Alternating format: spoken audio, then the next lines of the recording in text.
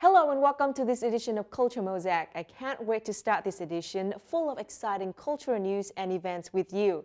The love for Vietnam and its culture is very different for each individual. In this week's edition of Culture Mosaic, we'll show you how that love can reflect through different forms and shades. It can be viewed through photos of Vietnamese people and landscape of the old days through the lens of a Vietnamese photographer. It can reflect through the affection of the land, heritage, and people of Vietnam of a British woman. And it can demonstrate through the dedication of a Japanese man in learning more about Vietnamese ethnic groups' culture. All of that helps create a culture mosaic of love for Vietnamese culture and people. Let's join us and find out more about such individuals who make us understand and love Vietnam and its people more. Pure beauty of Vietnamese people and culture in the old days, captured by photographer Hà Tường. Let's hear more about what Stella Ciora, a friend of Vietnam's heritage, has to share about her love for the country. There's a Japanese man dedicating most of his time learning about Vietnamese ethnic culture. Let's find out more in our Connecting Cultures.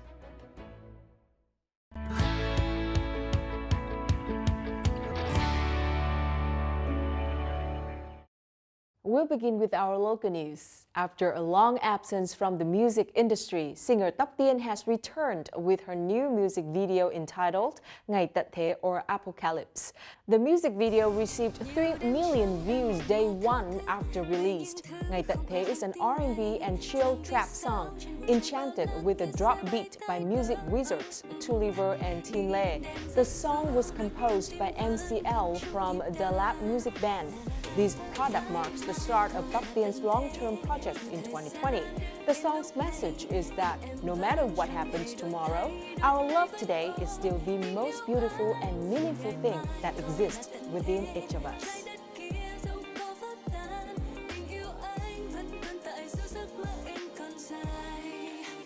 A black and white version of multi-Oscar award-winning film Parasite hits box offices nationwide on Monday, promising a more intimate visual experience for cinema goers. Vietnamese audiences will have a chance to enjoy the monochrome version before audiences in South Korea, the home country of the director. According to the movie director Bong Joon-ho, watching a black and white re-release of the film will give viewers a different and strange experience.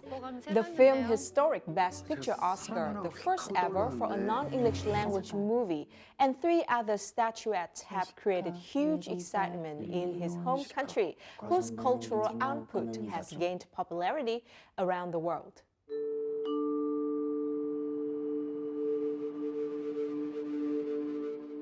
Movie star, director, and producer Ngô Thanh Vân is working on a new movie, Thanh Sói, or Pain Changes People, after several months of filming her projects on Vietnamese tales. Ngô Thanh Vân and her Studio 68 will complete post-production late this year and release the film during date of the Lunar New Year in February next year. The film is the sequel to Hai Phượng or Fury, a blockbuster by director Lê Văn Kiệt that was released in cinemas last year. Sky House by architect Nguyễn Hoàng Mạnh won a Realized Award at the 33rd World Architecture Community Awards in London. The award was selected by the votes of honorary members and winners in earlier cycles to honor 10 outstanding works. Nguyễn Hoàng Mạnh and his team from MIA Design Studio, Vietnam, completed Sky House in 2019. With the construction, they found the solution to create connections between the spaces so that natural elements can be present and carried through every corner of the house. The World Architecture Community announced the winners in architecture and interior design sections last week. It has 50 different winning projects from 22 different countries with a fantastic mix of building types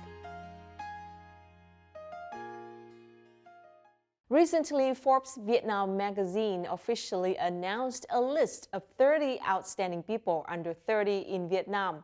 And for the first time, a ballerina was honored. The performance of young artist Nguyễn Thu Huệ, the princess in a Swan Lake performance, touched the hearts of the public in 2019.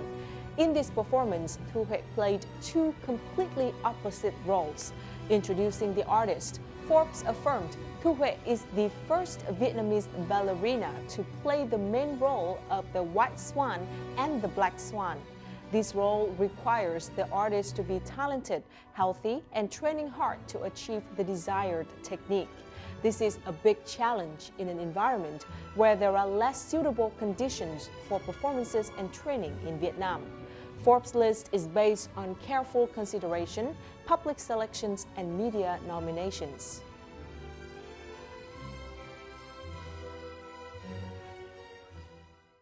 Miss Vietnam 2020, the biennial national beauty contest, has opened for Vietnamese young women aged between 18 and 27. The pageant will run from May to August with different rounds to select the winner, as well as the first and second runners-up. There will be also awards for Miss Fashion, Miss Sports, and Miss Talent. Since its inception in 1988, Miss Vietnam has emerged as one of the most prestigious national beauty contests, celebrating Vietnamese women's beauty, spirit, lifestyle, and talent.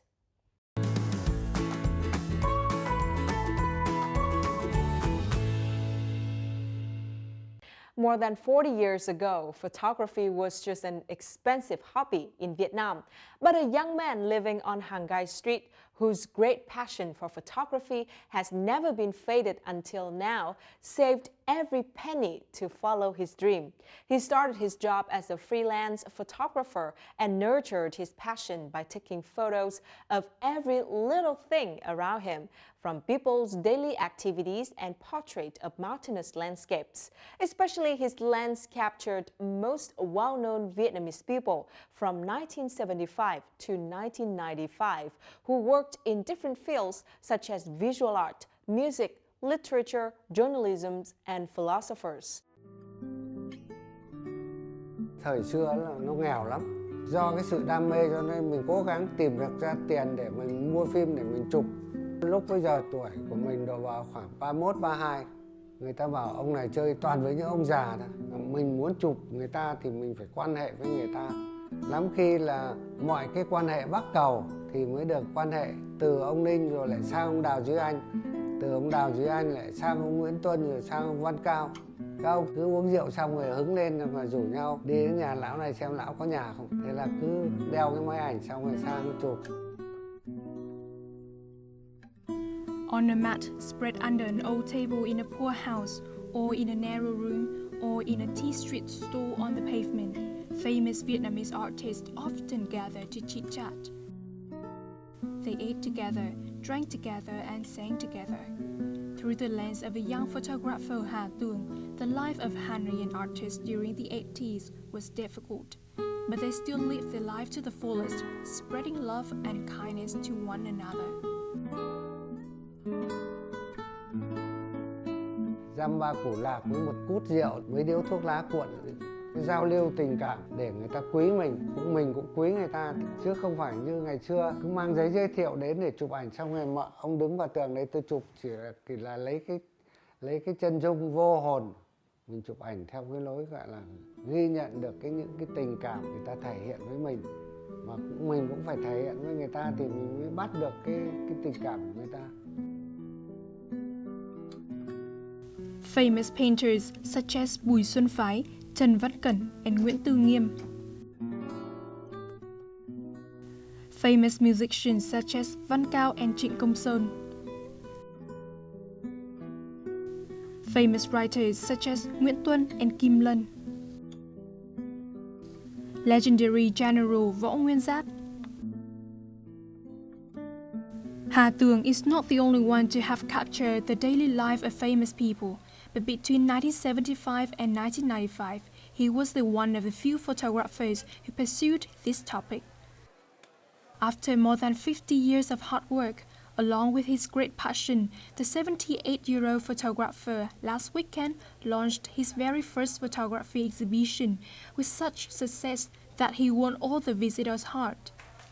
The exhibition, namely People of the Old Years, included a series of photos of famous Vietnamese artists. Chụp ảnh những người muôn năm cũ này là chỉ trên cơ sở là những cái lúc mà vui chơi, trò chuyện và anh giơ máy chụp thôi chứ không có bố trí, cho nên là cái ảnh rất thật, nó rất sống động. Anh Hà Tường rất cặn kẽ, rất chi tiết về cái ánh sáng, về những chi tiết trong tấm ảnh. Bởi vì không phải chỉ con người nó nói mà tất cả những vật xung quanh nó nói về con người đó. Được xem lại những hình ảnh mà Hà Tường chụp, gần như là tôi sống lại một cái quãng thời gian của những năm tháng gian khổ ấy. Tại sao lại Hà Tường có những cái ảnh mà ta xem người ta vẫn có xúc động, là bởi vì đó là những cái giai đoạn mà đất nước còn rất nghèo, chiến tranh sang hòa bình, rồi bao cấp cực kỳ nghèo lắm. Thế cho nên là vì vậy cho nên là ai cũng gian khổ cả. Chính vì thế mà rất là thương nhau. Cái giao lưu giữa nghệ sĩ cầm máy và cái người mẫu có cái hiểu không thể nói ra được. Chính vì thế mà nó chút được vào những cái nội dung, những cái tình cảm ở trong cái ảnh. Bộ ảnh đó là bộ ảnh tư liệu về văn nghệ sĩ rất quý giá. Vì những cái khuôn mặt đó bây giờ đã không còn.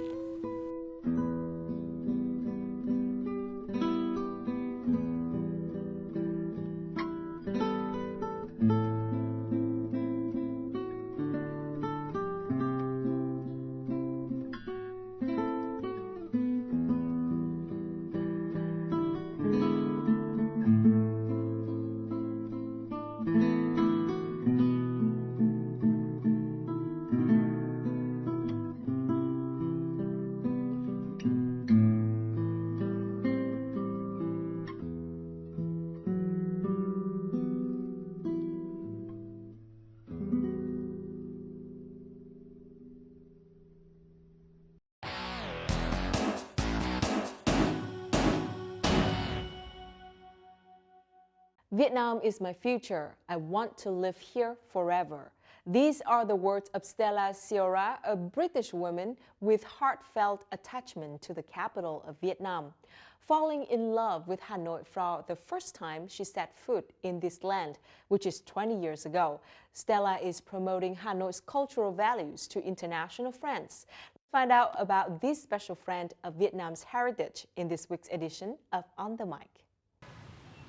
So, welcome to Den Quang Thang Temple, and unbelievably this is one of the four most important temples in Vietnam that was built in the year 1010 by King Ly Tai To when he built his citadel. So I want you to look at the roof. This temple is very well preserved and kept, and there are many items on this roof, but the one in the middle, people always say, what on earth is that object in the middle?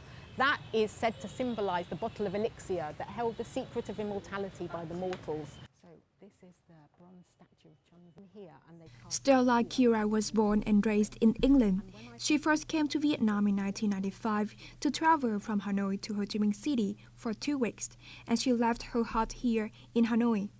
She decided to spend 5 months every year to come to Vietnam to learn the culture of the country that has fascinated her. In 2009, she moved to Vietnam to live and work.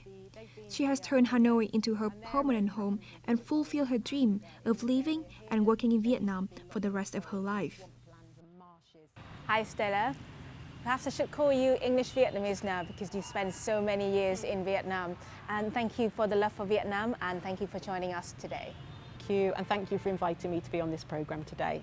Cảm ơn em, cảm ơn nhiều VTV và tôi rất vui đến đây và nói chuyện về câu chuyện tôi. What do you think about the Vietnamese culture and what impresses you the most? What I find very interesting is that Vietnam, as you know, has thousands of years culture, and it's still as strong, in my view, as it ever was. Vietnam modernizes at a very fast rate, and yet old, young, middle-aged people, doesn't matter who they are, still follow the tradition. So you take Tet, for example.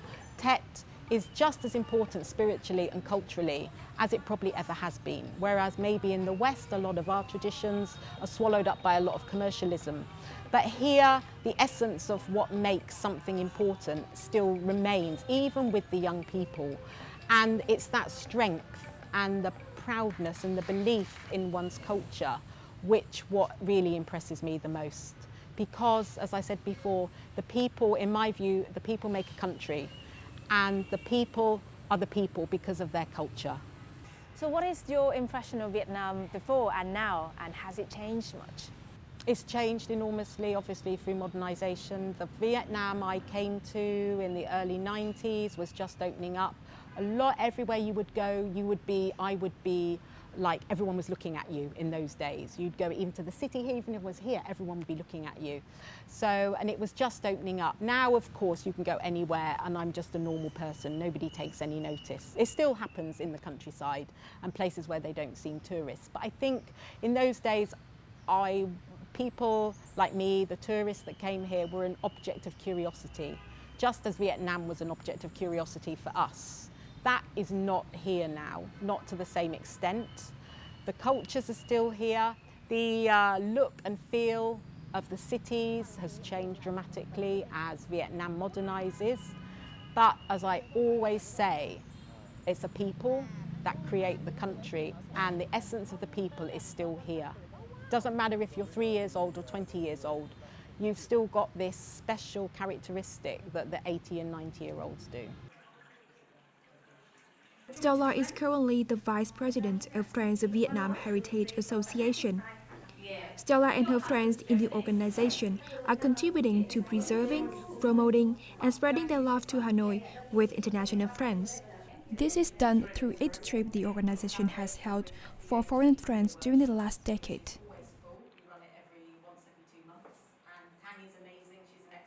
Amazing. It's very contagious, actually. She's very enthusiastic, and she's opened many doors by her learning Vietnamese, her making of many friends that we now have, and it's enjoyable to watch. It really is.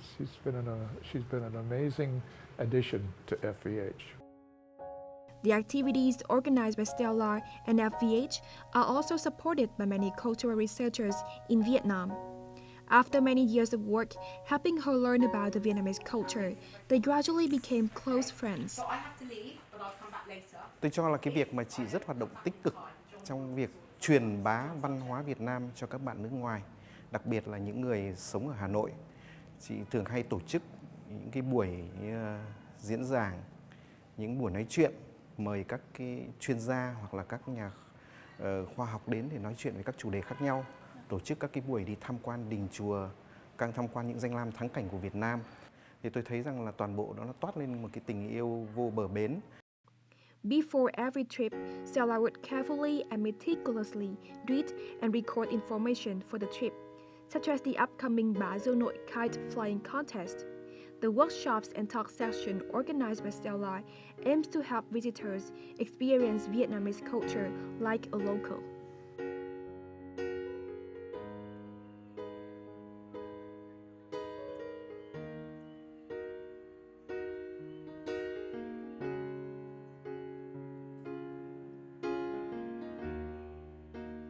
Thank you so much for a pleasant walk. And now let's talk a little bit about your life in Vietnam. I know that you are part of the Friends of Vietnam's Heritage, or the FVH.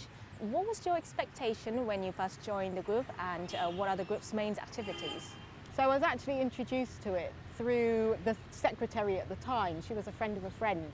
And I was looking for a cultural society that I could join to help me understand more about the culture, but with a nice group of people. And so I just thought it was a group of friends that meet regularly, a big society, and I didn't think much about it. But once I joined, it's hard to explain unless you're a member of FVH. It has an amazing atmosphere, lovely people. Every time we do an event, everyone gels as good friends, and FVH does and has always done very interesting events, a little bit off the beaten track, introduces you to many topics. And so I was very happy when I met FVH, and I still am. So how has your life changed? How has your life changed after Vietnam? It changed me, I would say, through confidence, because I work in the media. I used to work in the media, but always behind the scenes. So I used to work in TV in England, never in front of the camera, never, hidden away. And so I come to Vietnam, and you already have to grow in confidence to live in a foreign country. And then through FEH and the various cultural things, I had to be much more confident because I'm looking after groups of people, and I found this confidence that I didn't know I had. And I think because also I'm talking about a topic that I'm interested in and know something about, that helps me as well. By the way, you are also half Italian. And is there any similarity between Italian and Vietnamese culture? Personality-wise, very similar as well, I would say, because Vietnam is a very noisy place sometimes, and the same with Italy, and the streets in Italy, very similar. So the traffic, the way of life, the thinking, the enjoyment in life is very similar as well. So maybe because of my Italian, I'm half Italian, I sometimes think maybe that's why I've got this particular affinity to Vietnam. Hanoi means the world to me, and I love it just as much as I used to, if not more, because of my life now. And for me, I'm very respecting of Hanoi being now a modern city, but it still keeps its culture, probably more so than most other big cities in Vietnam. And I think me, but also a lot of foreigners would say, how many other capital cities in the world are there that appear really happy, like Hanoi, and are so safe, are as safe as Hanoi? It was such a lovely day spending time with you, having a great chat about your love for Hanoi and for the Vietnamese culture. I hope that you will be able to explore a lot more of Hanoi. Your love for Hanoi would grow bigger and bigger, and you will fulfill your dream of living here forever. Thank you for joining us. Thank you. Cho mưa thôi xin đưa em đến cuối cuộc đời, dù cho mây hay cho bão tố có kéo qua đây, dù có gió lạnh đây, có tuyết buồn lầy, có lá buồn gầy, dù sao đi nữa, tôi cũng yêu em. Tựa vai nhau, cho nhau yên vui, ấm áp cuộc đời. Tìm môi nhau, cho nhau giá nát tim đau. Vừa đôi tay ước muốn tù đầy, tóc rối bạc màu, vết dấu tình sâu. Nhìn em giây phút muốn nói yêu em.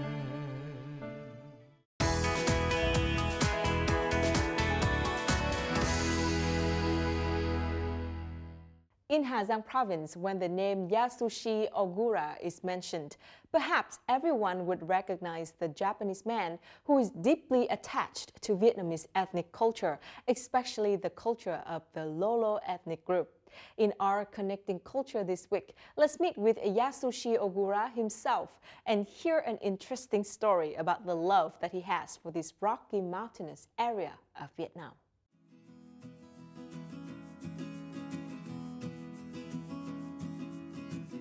As a man who loves traveling, Yasushi Ogura has been to many parts of Vietnam since 1995. But it was only after he came to Hà Giang province for the first time in 2002 that he found a missing piece of his soul. Since then, he has traveled to Hà Giang every year. For the past 3 years, he has been flying from Japan to Hanoi once every month and spending about 2 weeks each time in the districts of Dong Văn and Mèo Vạc in Hà Giang to continue exploring and promoting the irresistible beauty of the people, nature, and unique culture of this northernmost mountainous region.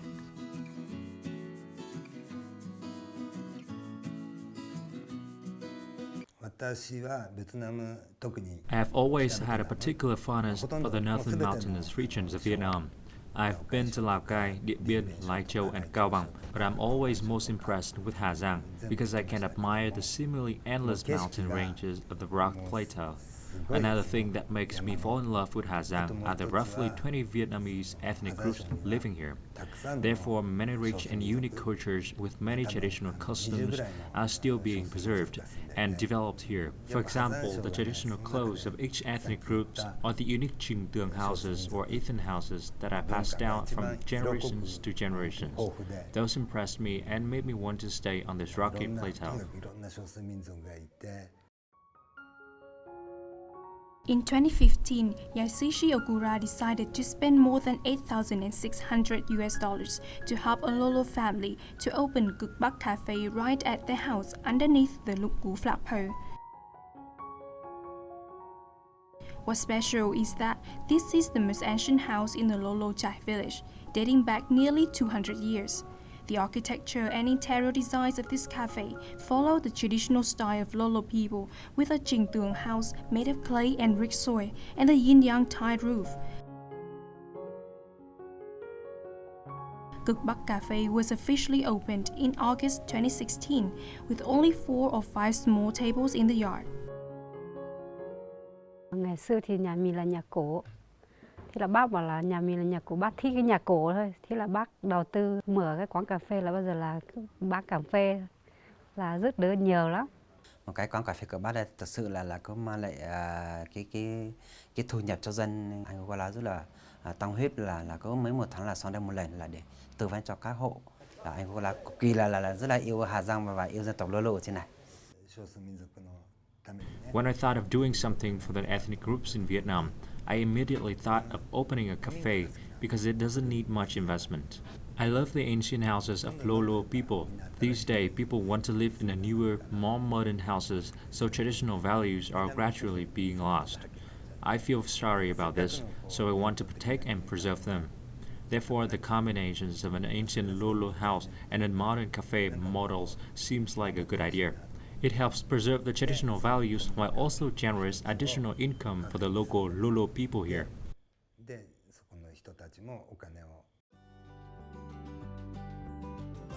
Lolo Chai village in Lũng Cú has become a community-based culture and tourism village with many homestays unique to the geography of Đồng Văn Rock Plateau.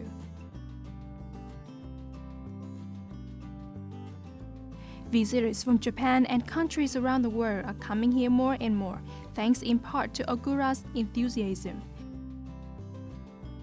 He hopes anyone who comes to visit Hà Giang will appreciate and be willing to protect the unique culture, customs, and architectural features of this land.